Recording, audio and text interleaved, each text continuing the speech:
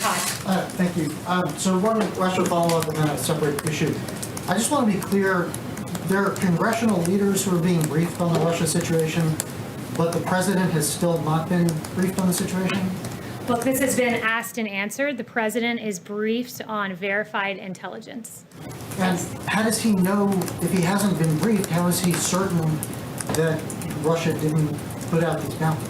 The president is briefed on verified intelligence. And again, I would just point you back to the absolutely irresponsible decision of the New York Times to falsely report that he was briefed on something that he in fact was not briefed on.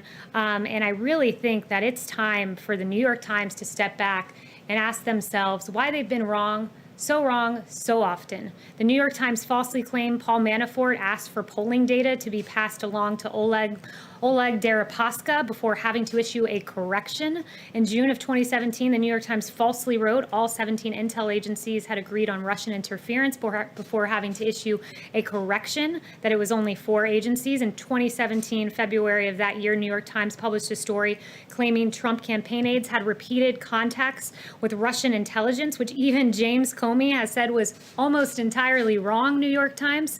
New York Times published a column in March of 2019 by a former Times executive editor that asserted the Trump campaign in Russia had an overarching deal that the quid of help in the campaign against Hillary for the quo of a new pro-Russian foreign policy. That's what we call the Russia hoax, which was investigated for 3 years with taxpayer dollars before ultimately getting an exoneration in the Mueller report. It is inexcusable, the failed Russia reporting of the New York Times, and I think it's time that the New York Times and also the Washington Post hand back their Pulitzers. I have a separate question about the